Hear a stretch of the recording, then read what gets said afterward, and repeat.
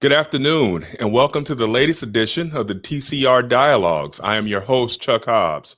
As many of you know, next year will mark the 100th anniversary of a very difficult time in American history, the Tulsa Massacre. Now, in some history books, they like to refer to it as the Tulsa Riot, but make no mistake, it was a massacre.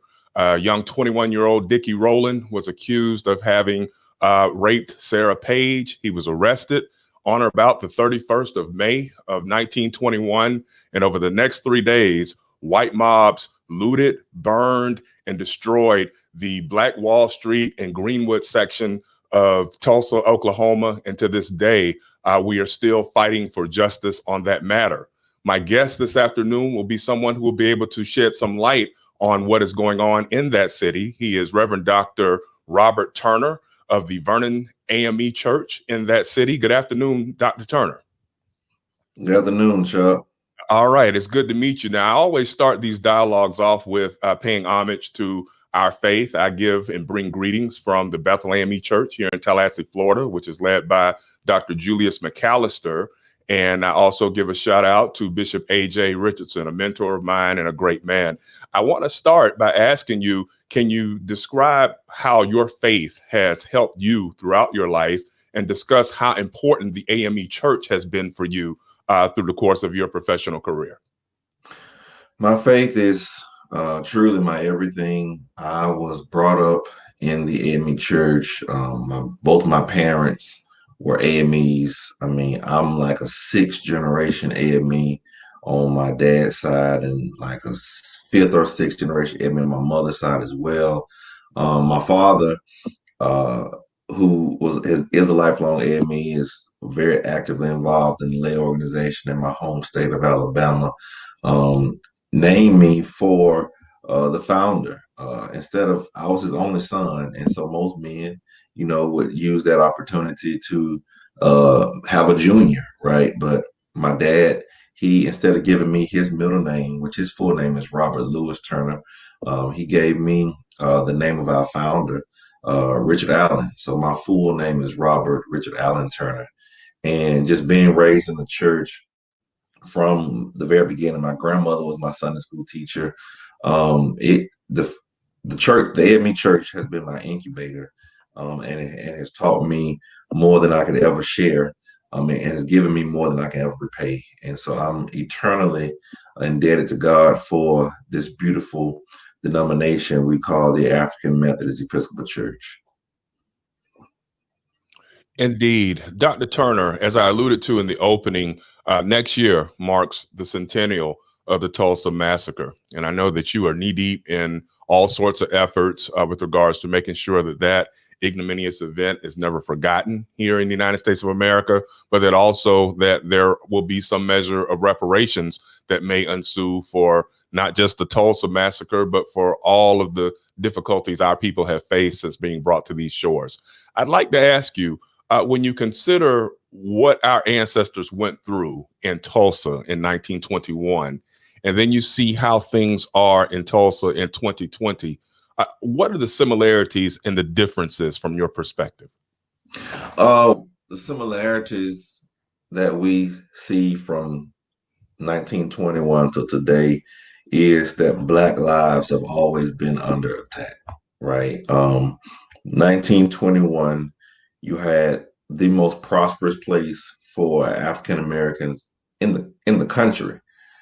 We were here before Harlem Renaissance. We had Greenwood before Auburn Avenue in Atlanta. We had Greenwood before the Durham, North Carolina. We had our own stock exchange, right? In fact, they even have done studies, economists have done studies that showed that Black entrepreneurship took a hit after the 1921 race riots. The number of patents for our community, the number of patents from Black people decreased over half after the 1921 race massacre because people would submit patents to industries in Tulsa, in Greenwood, because that's where the capital was. That's where the money was. It was like Tulsa was venture capitalism before we even had venture capitalism for Black people. Um, and what did the country, what did the city, what did the state do to repay them? They destroyed it. And it goes against that notion of, where Black people will just, make some money and do for themselves, they'll be all right. Well, Greenwood shows we did that and they still destroyed it. Fast forward to today, nearly 100 years later, Black people who are minding their own business, living life, are still attacked innocently by law enforcement. We are innocent when we're attacked and killed. And so it shows that not much, if anything, has changed in regard to the value of Black life. And it doesn't matter if you're rich or poor, educated or non-formally trained, your life is of little significance to those in mainstream society. And so I see the similarities, unfortunately, with how Black lives are viewed, the same from the white community back in 1921 as they view us today. And the fact that Black people can be killed and the perpetrators never brought to justice, right? So the people who bombed, looted, killed, dumped bodies in mass graves in 1921, not one of them were ever charged with the crime. Today, people who kill Black folks, police, or even vigilantes like Zimmerman never spent a day in jail for the crime they committed. And so, unfortunately, the only thing that seemed to change is the year, but the conditions and the struggle still is the same. Yes, sir. And, I have issues with that as well. I'm here in Tallahassee, Florida, and not very far from Gainesville, Florida, where I went to law school at the University of Florida, is what used to be the Rosewood area. And Yes. that massacre took place, as you alluded to, about 2 years after the Tulsa massacre. And I, too, share your disdain when people historically, and when I say people, I'm speaking specifically of non-Blacks who say, well, if you just follow the law, or why didn't they fight back? The Tulsa piece really particularly has always piqued my interest in that there were a number of World War I veterans living in Tulsa. As you say, the Greenwood section, from what we know, was a very prosperous area in your city. And there were a number of World War I Black veterans who, when Dickie Rowland was arrested that night in May of 1921, they went to the jail to offer their services to protect Dickie Rowland, not trying to be vigilantes, not trying to incite any violence, but they knew that the lynch mobs were already beginning to form to try to lynch that young man.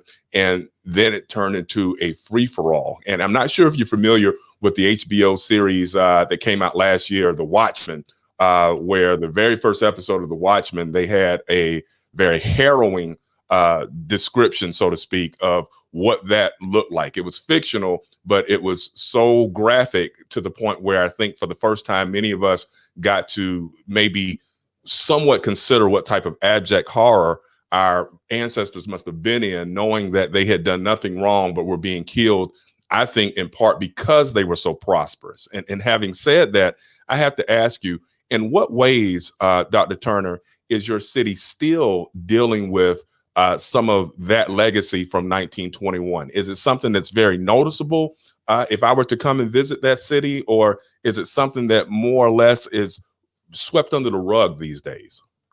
Well, before I answer that question, I want to first, my mother, who is from Florida, Central Florida, Winter Garden, I want to say I love the state of Florida. My bishop, Michael Mitchell, the Right Reverend Michael Mitchell, is from Florida. So I have a great affinity to Florida and Floridians, and all the Florida blood is in my body. as well. So I really, big ups to you and your bishop as well, Bishop Richardson, senior bishop of the A.M.E Church. And as you have articulated, Black excellence is not limited to any zip code, right? We have excelled every place where we have been. If people leave us alone just a little while, we will exceed. We not only will we exceed, we will set the standard for what excellence looks like.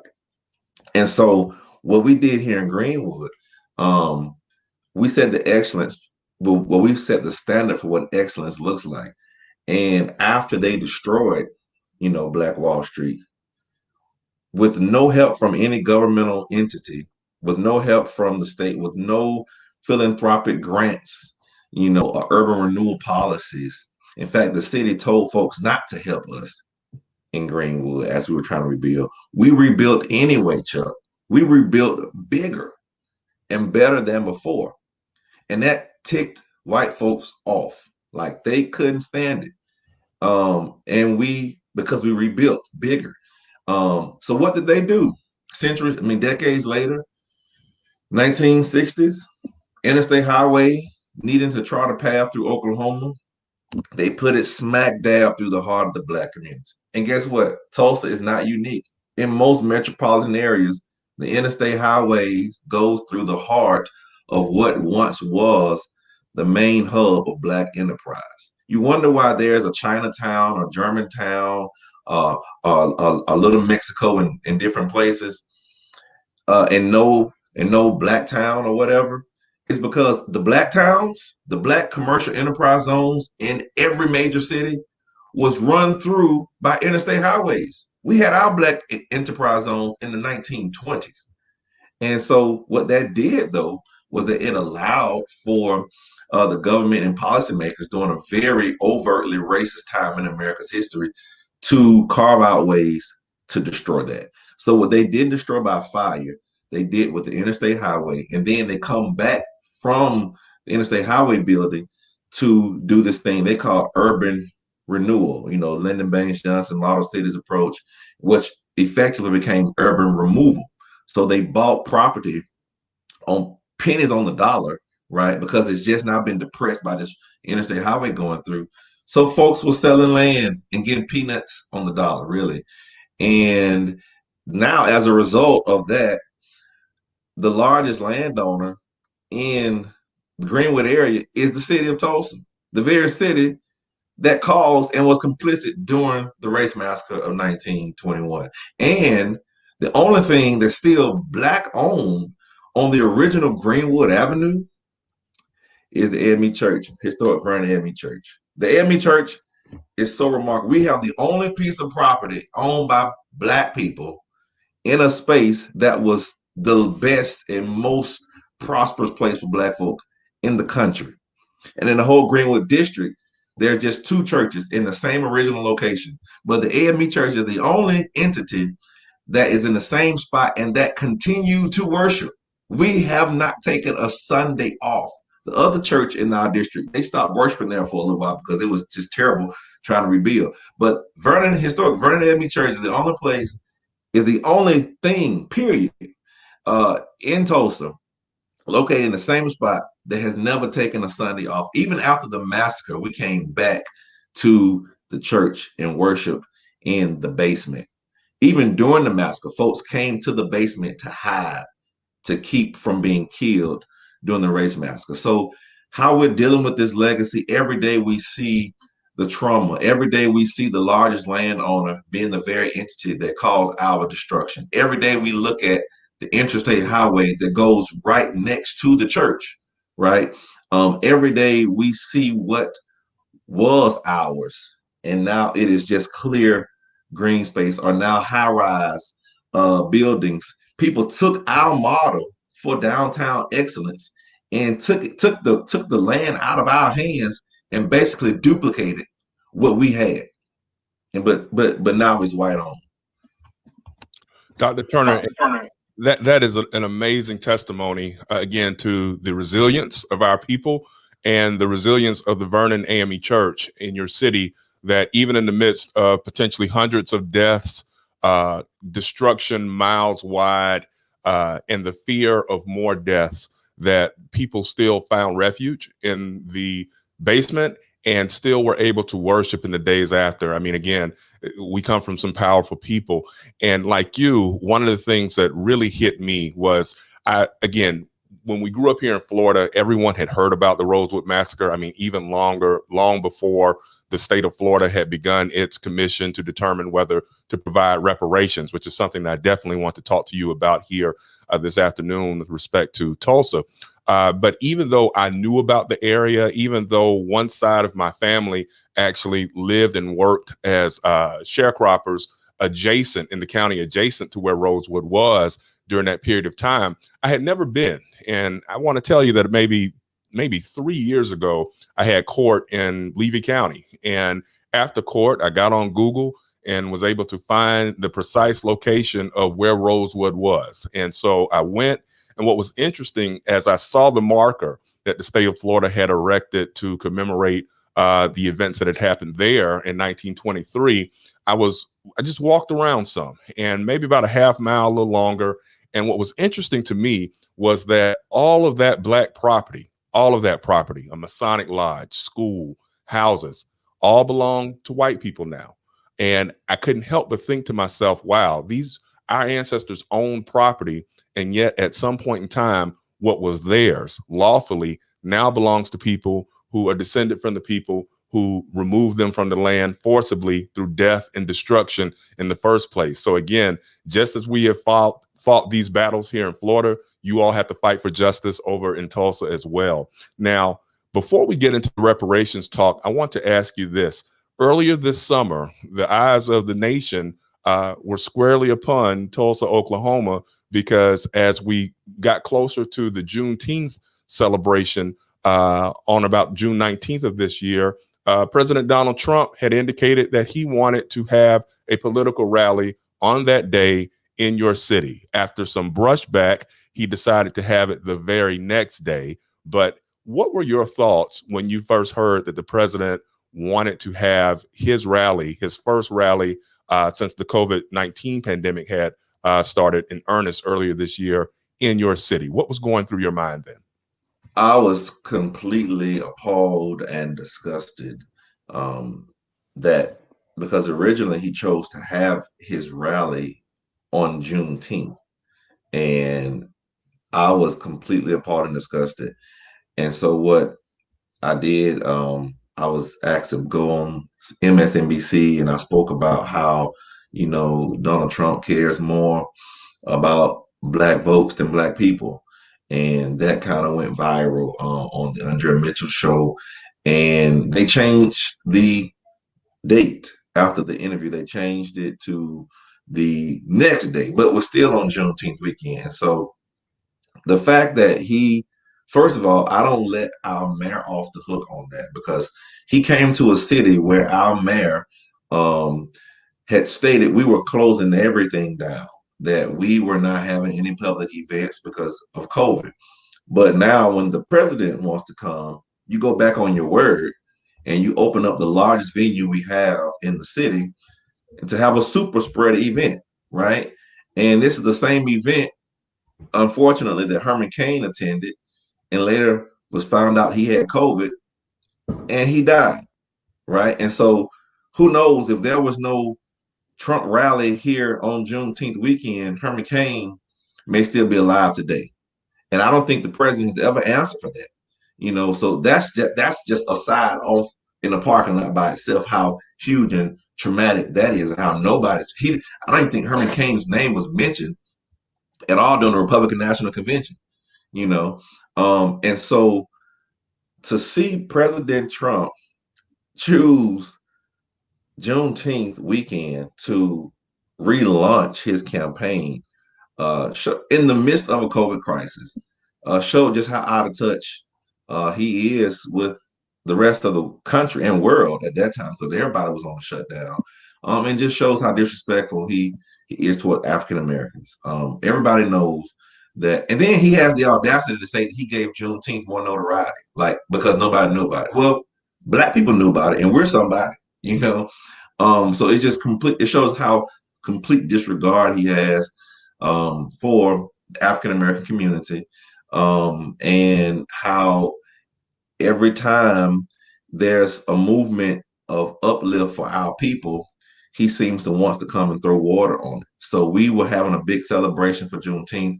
He wants to come and throw water on it, and bring a crowd into the city that has historically antagonized African Americans. So while he was here, what you probably didn't hear on the press, we had record high vandalisms of African American properties during the time he was here. Our speaker, when Reverend Al Sharpton came, he got death threats from people because they were in Tulsa and they were saying they were going to kill him, right? And so that's the untold truth about what happened when Trump comes to town. The crowd he attracts, people always say, well, his defenders always say, well, he's not a racist. Well, the racists support him. And obviously the racists think he is, and he's done little to dissuade that. One of the things that you just brought up that's interesting is, having done a lot of work in the media over the course of the last 20 years, I know that how events are shot and projected worldwide sometimes cannot always give a full picture of what's going on the ground, so to speak. And what was interesting that weekend, Juneteenth weekend in your city, is that depending upon the media source or the political source, you got divergent views. On the more liberal media wings, you had the concept that the Trump rally had very few attendees. And I know that even it was pretty clear that the arena was not packed, which is something that President Trump has usually enjoyed across the country, wild, large crowds. And once that went out, what I started to see was some spin kicked in, whereby the more liberal media, as they like to call it, or CNN, MSNBC, were reporting that the numbers were low, whereas Fox News, National Review, and other more right-wing media sources were claiming that the reasons the numbers were low was because Black Lives Matter supporters were preventing Trump supporters from being able to enter into the arena. Was there any truth to that at all, with you being on the ground there, that there were wild, large crowds of Black people attacking, disparaging, and or keeping Trump supporters from being able to enter the arena to show support for their president? Chuck, my friend, that is fake news. I can personally attest that the Black Lives Matter crowd were in attendance to the function we were having. There was no, first of all, the president, if you ever seen the president at any of his events, his security is like Fort Knox. So no way possible will anyone obstruct people from going into his events if they want to go. The fact of the matter is, the president just got his bubble burst and found that he was not as popular in Tulsa, in a very red state of Oklahoma, as he would like to believe. People just was not feeling the rally, for safety concerns. I know our events were packed. It was so many people at our Juneteenth celebration. It was ridiculous. We had a block party, an organic foam block party in the street. We had a Black Lives Matter mural painted on the street, Greenwood Avenue. We had a Black Lives Matter lighting on the side of the church. It was a truly special spiritual moment, very much so unlike what the president had, with just a few people in attendance.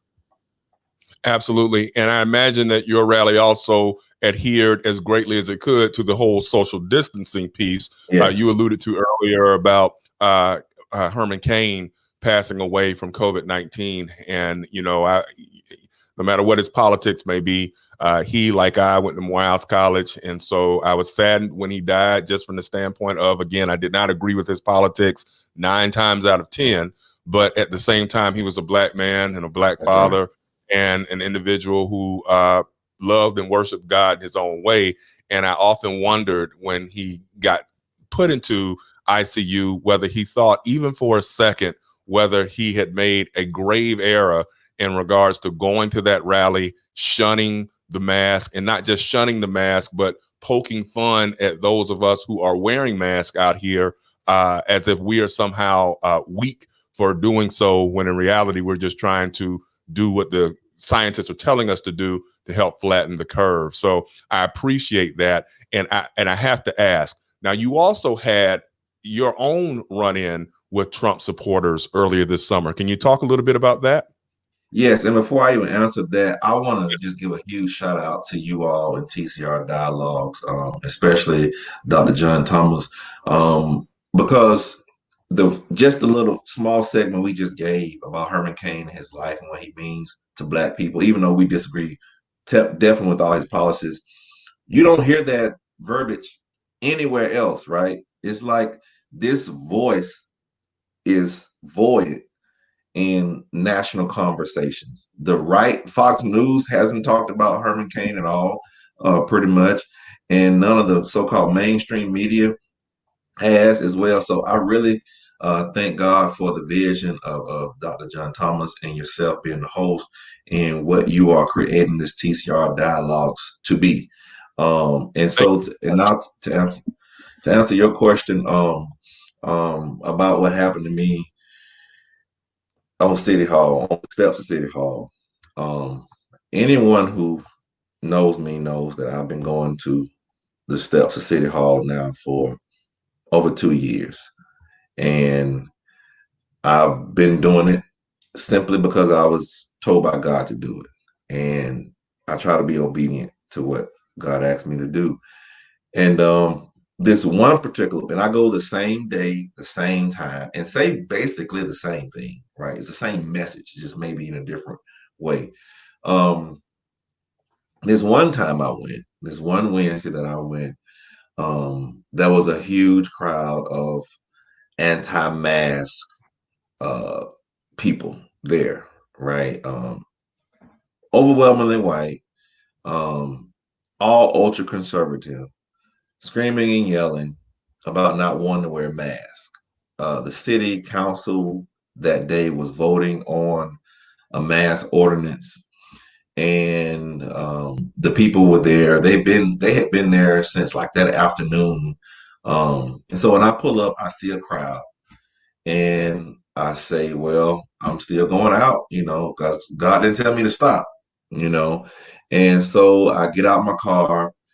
And that particular Wednesday, I had my church treasurer with me, and I had a brother in the community with me.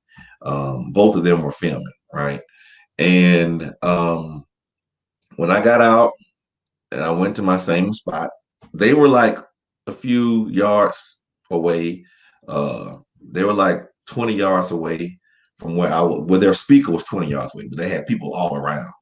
And so I go to my same spot. People were near, and I do what I've always done, even when I've seen other people, outside at City Hall. Like we've had several groups come and make their presence known at City Hall, and I say my piece, and I'm out, right? And they know, and the people who work at City Hall know that I do the same thing every week. And so this time, when I began to speak, and I just uttered, and you can see it on my YouTube channel, Robert Turner Ministries. It's on YouTube. I basically said, "This is the day that the Lord has made. Let us rejoice and be glad in it." And I say that I'm the voice of one crying in the wilderness. And just those words alone, people come up to me, um, white women come up to me, try to grab my arm, try to take my bullhorn. This white guy comes up to me and throws a bottle of water on me. He throws a bottle of water on me, and he shouts and yells in my ear, right? He shouts and yells in my ear. People coming up the whole time, and they are just saying everything. People coming up to me, trying to give me money, credit card. saying some very vile and terrible things.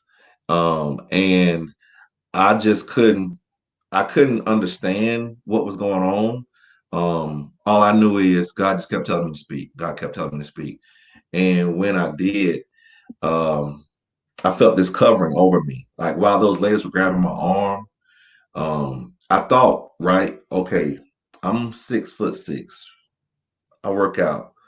If I would have grabbed my arm back, then I would knock them down, right?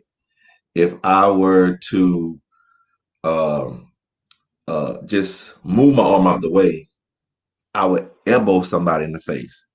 So the only plausible alternative I had, Chuck, was to just stand still and just pray to God these folk would not touch me. And that was the most paralyzing feeling I ever had in my life. For a split second, Chuck, I realized what it must have felt like for Black men to be on the auction blocks and be poked and prodded and not allowed to move. And that was a very paralyzing moment for me. And I will never forget it. Um, I waited. Um, I waited a week almost afterwards to see if anybody from that group would apologize. I did have two individuals coming to me afterwards, saying, what are you talking about? What are you doing? I said, I'm here asking the city to repent from its sin of white supremacy and calling the city to repair for the harm that she caused. And they were like, one of the guys was like, I think that's great. I said, that's all I was saying. I do that every week. And then he offered to pray for me. Only person in the group offered to pray for me. He came across the street and did it. And then another white guy was like, Pastor Turner, they don't know who you are. I know who you are because I work in the city and I want to apologize of what happened to you. But none of the people, none of those two ladies, neither of the two women who came and grabbed my arm, nor the gentleman that threw water on me and screamed in my ear has said anything. In fact, one of the guys who was filming told me the guy who threw the water on me, he actually had a gun and was trying to antagonize me. And if I had reacted at all, right, I probably wouldn't be here right now, Chuck. And so I'm thankful that God did cover me during that time and protect me during that moment. Because if I had if I had just acted as a regular human and defended myself, I wouldn't be here. And it's unfortunate in 2020, there are situations where Black men, even if we try to defend ourselves, we're seen as a threat. And the folk who assault us are seen as the victim. Dr. Turner, you said that perfectly, and I want to tell you that that is a testament to your grace and humility that you were able to withstand that and handle it in a way that not only allowed you to live for another day, but allowed others as well. I too am seeing this more than a little bit these days. Sometimes, again, being just like you, a large Black male, you go into a store, you see the glances, you see the glares. You sense that people want to try to start something. I mean, even here in Tallahassee, Florida, just last week, we had an incident where there was a peaceful protest march. Well, actually, it was 2 weeks ago. Peaceful protest march. A guy gets into fussing match with another individual. Next thing you know, the guy came loaded and pulled his weapon, and he was not arrested, and he will not have charges pressed against him. And it's only God's grace that that didn't turn into a bloodbath that afternoon, very similar to what we saw up in Kenosha, Wisconsin, with Kyle Ritterhouse, who 17 years old, mother drove him across state lines, armed with an AR-15 under the guise of, I am going to protect property in Kenosha. And the next thing you know, because he insinuated himself into some place where he did not have to be at 17 years old, I am of the strong opinion that he should have been home, preparing for school, football practice, band practice, something, talking to a girl, whatever it is that we were doing at 17 years old. That's what he should have been doing, not out in the street with an AR-15. But there he was. And what happened is one thing turns into another, and he goes from being the aggressor with an AR-15 to now he is the victim with millions of dollars in a GoFundMe account, and most Republicans across the country defending him, saying he had the right to defend himself. So these are interesting times. And I think, to me, as you stated, that's what bothers me so much as a Black man, is that we still have separate and unequal justice here in America. The very fact that you could not pull yourself away from people touching and probing and grabbing on you and defend yourself, because, again, that guy was just looking for an excuse to escalate it to deadly force. Again, until that changes, everything that we talk about in terms of this being a country based upon a constitution and freedom is all illusory. And with that in mind, I do want to ask this. Now, when we talked earlier in the hour, we were discussing Rosewood, and obviously we were discussing Tulsa, and we were talking reparations. And as I alluded to, here in Florida, there was a reparations bill that was passed back in the 1990s, and some of the survivors that were still living at that time were able to get some recompense from the state of Florida for the suffering that they and their family members had endured back in 1923. I know that you are a proponent of reparations for Tulsa. Can you talk to us about that? Yes, I'm a huge proponent of reparations for Tulsa, but also for all of our people who suffered since 1619, and they still suffer today. The story of Tulsa is a lot more immediate because it is more recent, and it is a story of an unfulfilled promise. You know, when you are a citizen, this was after statehood, so Oklahoma was not a territory; it was a state of the Union, and when we saw our property be taken and destroyed. We saw people killed. We saw material damage. And not one of those insurance companies ever paid an insurance claim. The city never paid for what it did, despite of the fact that we had a functioning fire department in the city of Tulsa, but not one fire truck put out a fire. Not one fireman put out a fire. We had a functioning police department in the city of Tulsa, but now one Tulsa police officer arrested any one of those white perpetrators.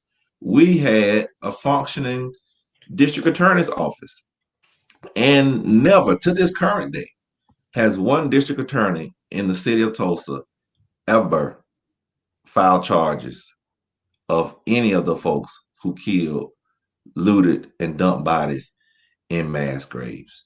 And so oftentimes people think reparations is only monetary, but it's also criminal. It's not just civil. It's criminal charges. We had white men in this city, white men and women in the city who died with never being charged with a crime. We had murderers, mass murderers. The first time airplanes were used to terrorize Americans was not at 9/11, was not at Pearl Harbor.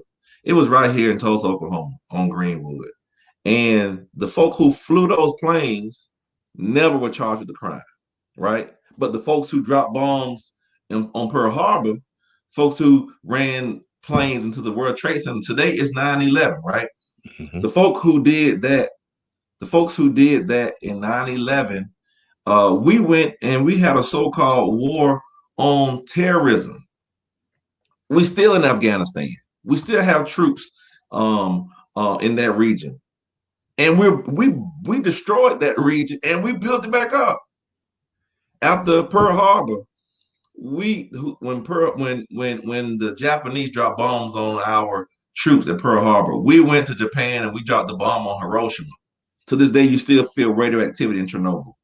And guess what we did after we dropped the bomb on Hiroshima? We rebuilt Japan. And now Japan still cannot have a standing military because the last time it did, it attacked us at Pearl Harbor. But for the very first time that airplanes were used to terrorize Americans happens right here in America by Americans, by white folks. And not one of them were charged with the crime. And if you can build back up Afghanistan that you destroyed because they dropped bombs, some of them dropped bombs on 9/11, used airplanes, dropped bombs on 9/11. And if you can rebuild Japan after you dropped a bomb on them in Hiroshima, why can't you pay the descendants and survivors of those folk who you dropped bombs on right here in America? The only reason has to be because they were black. You know, America has a problem with black people. We can help build up a place in Afghanistan. We can help build up a place for the Japanese. But when it comes to African Americans, we can't do that. It's a problem. And America has paid reparations in the 1980s under a Republican president, Ronald Reagan. We paid Japanese Americans some 20 some $1,000 per family, but for those who were put in internment camps during the World War. The Congress allocates money, and we should, first of all, we should pay the Japanese Americans because that was wrong. Congress, the U.S. Congress allocates money every year to pay the Jewish Holocaust survivors for the Holocaust in Germany. That was all the way in Germany. And guess what? I support that because the Holocaust was wrong. And the Jewish Holocaust survivors need all the support they can get. But if we can do it for the Japanese Americans, for the Jewish Americans, two groups I support, why can't we do it for the African Americans? It's solely based on race. Like the same arguments. In fact, we have a greater argument because Greenwood was inhabited by black folk, and the destruction happened by the government, by the people, by the watchful eye, and not one of the folks ever saw justice. And so I think that reparations is criminal, reparations is civil, and the longer it takes for us to get it, to me, the more hypocritical this country looks. The longer it takes for us to get justice, when we don't mind paying it to every other group, and we should have paid it to those groups. Why can't you pay it to us? And moreover, now a group that we shouldn't have paid it to, that we paid reparations to, we paid reparations to the Confederacy for slavery. We paid the slave owners for their slaves, but you can't pay the slaves. So this country truly has a problem with race, with black people. So why am I seeking reparations? I'm seeking reparations because reparations is justice. And the Bible speaks about in Isaiah how God hates robbery, but he loves justice. And if we claim to be a country that loves God, we ought to love justice too. And we have not given justice to a huge segment of the population that we claim are Americans. Now, if America truly sees all of us as Americans, and some folks don't like you calling yourself African American, well, treat me like I'm an American then. You know, we've never been treated like as just Americans. And it's a sad day, and it's a slap on the face in America. And about reparations in Tulsa, since I've been doing this City Hall protest, God has really moved in miraculous ways. They've stopped calling it a riot. They called it a massacre. We now, of course, you know about the lawsuit. And it is this reparations argument is gaining international appeal. I've spoken to and been interviewed by Human Rights Watch, and there are other groups, international bodies that are wanting to see, you know, because these are war crimes, right? These are human rights violations that really the UN should get more involved in. So we have people working those angles as well. And of course, I spoke out vehemently about the mass grave. So now the mayor has formed a mass grave excavation committee. I'm very not so pleased with the status and a lot of things dealing with that. But at least we are meeting, and we have some excavation scheduled. But it is sad that it takes this much energy just to get a little bit done for our people. And I know a lot of folks don't like it. I've received several threats. Of course, you've seen the physical violence, but I will not be dismayed, Chuck, because if God be for me, who can be against me? Brother, that's the God honest truth. And I definitely understand your struggle in that regards. I have had in my lifetime, both during the practice of law as well as the journalism aspect of what I do, where you have people who take issue with what it is that we do and the positions that we take. I have too have dealt with the death threats and things of that nature, threats against the family. And so I get it. And I will continue to pray for your covering on that in the days ahead.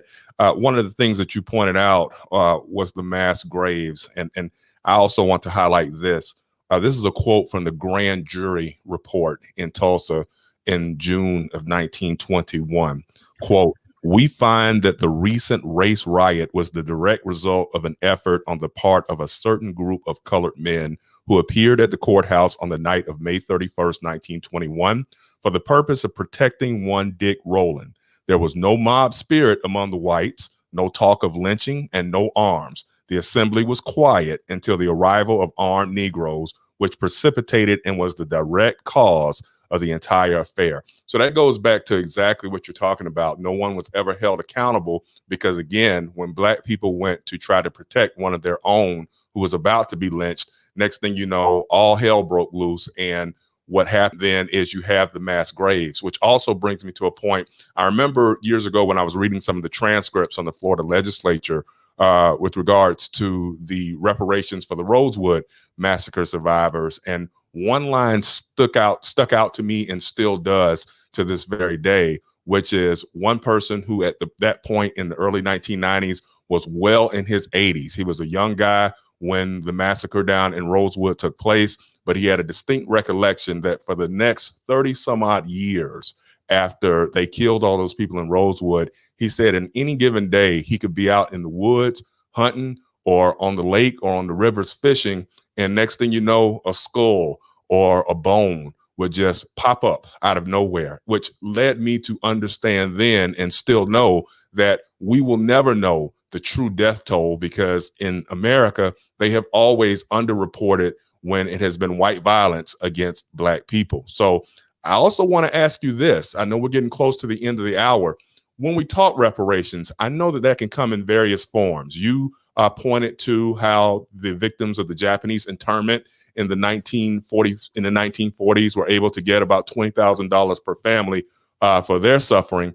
How would you like to see that structured? Would you like for it to be in the form of direct payments to those who can trace their ancestry to those enslaved here in the United States of America? Would you like for it to be in some type of block community type grants whereby HBCUs and or Black philanthropic organizations can tap into monies to get things done? How do you see this happening? I see, well, for the 1619, I've also been blessed to sit on the National African American Reparations Commission. And so we are vehemently behind HR 40 and trying to have a study on the issue of slavery, right? And in lieu of reparations. It's sad that for America's original sin, we've never had a study on it. And HR 40 is not a payment bill, it's a reparations study bill. And folks still don't want to pass it. That's what baffles me. In spite of the fact this country has paid for studies on things much more trivial than its original sin. We've studied, the solar system. We studied the atmosphere in Mars. We studied things as mundane as how blue is blue and how green is green. But you don't want to study slavery and the effects of white supremacy on our society. I mean, that's baffling to me. So it's exactly as what you stated. As much as we know about racism in America, as much as we know about systemic racism, and the horrors of slavery, Jim Crow, redlining, black codes, all of those things, we only know the tip of the iceberg because we're going by what scholars and academicians have done in their individual research. But this country has never collectively studied that. We've never had a commission to study that. So we don't know really how vast the damages are on that. Now, as it relates to 1921 Tulsa Race Massacre, we have had a commission. in the early 2000s. And we had a lawsuit, right, led by people such as Professor Charles Ogletree out of Harvard. And they gave 5 recommendations to the state legislature. One of them was direct payments to the survivors. The other one was direct payments to the descendants. The third was scholarships for the children of the survivors and the descendants. A fourth one was a business incubation for Black businesses in Greenwood. And the fifth one was a memorial. Chuck, none of those things were done, right? And on the 75th anniversary, they put up some granite, what looks like a headstone, tombstone, on Greenwood as a Black Wall Street memorial. But that's it, right? And so it kind of reminds me of what you said about the marker in Rosewood.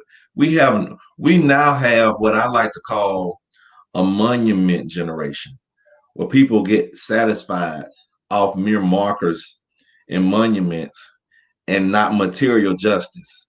You know, how would the Japanese Americans feel if America just put up a marker about putting their family in internment camps? How would our Jewish Americans feel if we just put a mark up about the Holocaust? No, there was material suffering, and that requires a material remedy. So those are the 5 things that the race riot, they called it Race Riot Commission report back then, suggested.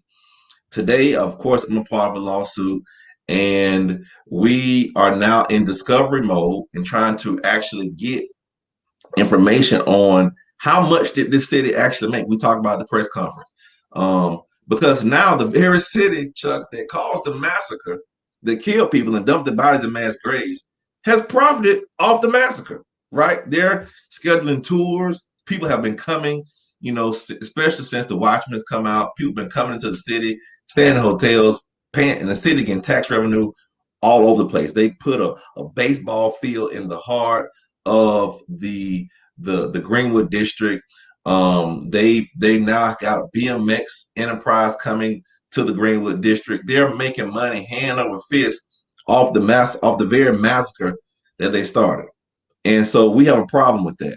And so I'm not, and you're a lawyer, the plaintiffs are not really qualified to speak on everything that's been asked for. But I can say what we heard at the press conference is that, we are sick and tired of the city profiting off of the very massacre they caused. It's almost akin to a man rapes your sister or your daughter. First of all, he denies the rape ever occurred. Your daughter's the only one saying that the rape occurred. But now, 100 years later, he's making money telling stories about the rape. And your daughter still is victimized and actually seen, as they try to say about us, as seen as the person that led to the rape happening in the first place. That's preposterous, but that's what happens. And with this lawsuit now, instead of using the term reparations, our lawyers have used the term nuisance, because this thing has compounded over time, and it is a public nuisance that has not been eradicated. Amen. And Dr. Turner, it's interesting that you brought up the point about symbolism, so to speak. This year we have seen so much of that, whether it's Confederate monuments being brought down, Confederate flag being taken out of the Mississippi state flag at long last, other forms of symbolism as well. I haven't really watched the NFL since 2016 in support of Colin Kaepernick and his cause. And just to be honest with you, last night I did turn on for a brief minute and then turned immediately away. It's almost as if I felt as if, like, when you've been dieting and doing well with your health, and then you go by a bakery and you smell those cupcakes, and it's like, okay, I'm going to go in there, and you take a bite and you realize you haven't had sugar in a long time. And it's like, okay, this is the sweetest thing I've ever tasted. So I turned away immediately and started watching other stuff. But as I was scrolling up and down my Facebook timeline late last night, I realized that a lot of people were upset that when Kansas City and the Houston Texans came out, joined up arm in arm for the Negro National Anthem and what have you, that the crowd began to boo. And so it was at that point, not that I have ever been deluded about what America is and how racism is so deeply entrenched that it never went away. But at the same time, it was another example of the fact that mere symbolism, being able to say we are going to kneel together or even play the Negro national anthem, it doesn't mean anything, and it doesn't stop the hard-hearted nature of those who have no problem with our Black lives being taken, our Black property being taken. And so with that in mind, I am very hopeful moving forward that you and those in your church congregation are very successful in what it is that you're trying to do in Tulsa as we move closer to that centennial. Is there anything, as we get ready to take out for the day, is there anything that we can do to help your congregation, or that the A.M.E. Church writ large can do to help Vernon A.M.E. moving toward that date next May 31st of 2021? We just solicit your prayers. Historic Vernon A.M.E. Church is a wonderful and historic church with beautiful members. Even during COVID, we're feeding every day. We're the only place in Tulsa that's been open every day since COVID-19, not mentioning hospitals and places like that. And so far, we've provided over 150 some thousand meals. God just keeps finding a way to use us to serve. He did it in 1921, allowing us to be a refuge, and now he's doing it in 2020, allowing us to be a place where people can come and get some food. Really, and at the same time, we have a capital campaign to try to restore our church. We've been blessed. I've written a few grants that we've been awarded to help restore and renovate our church. One thing about having an old historic church is that you really need a lot of restoration, for lack of a better word, and we are in the process of trying to raise funds for that. So any prayers, support you all can lend, but really most importantly, Chuck, I just hope and encourage you and Dr. John Thomas to continue this dialogue, to continue to talk about the resilience of our people.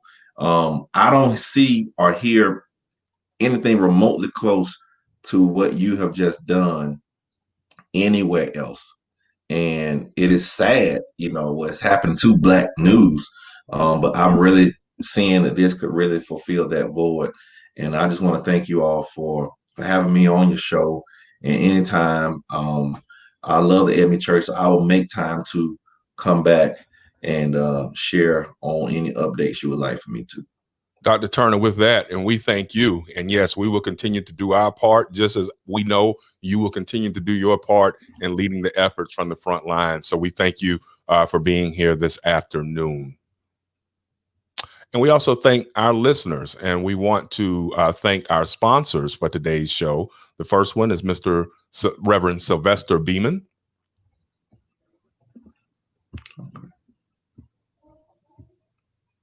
And we also like to thank Reverend Marvin Zanders.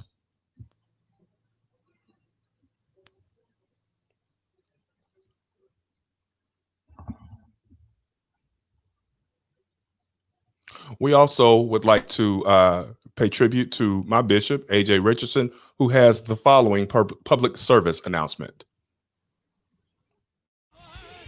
I'm A.J. Richardson, Senior Bishop of the African Methodist Episcopal Church. It seems that in every election cycle, someone is sure to say how important the upcoming election is. The narrative goes something like this: this is the most critical election in a generation. Well, this time we really mean it. We can't stress strongly enough just how crucial this election is. Up and down the ballot, national, state, and local elections. Voting is not only our civic duty, it is also our duty of faith, with concerns for the environment, affordable health care, education, the economy, for our nation's place in the world, and the myriad other existential public policy issues that affect our lives, the lives of our families, and the next generation. By all means, vote.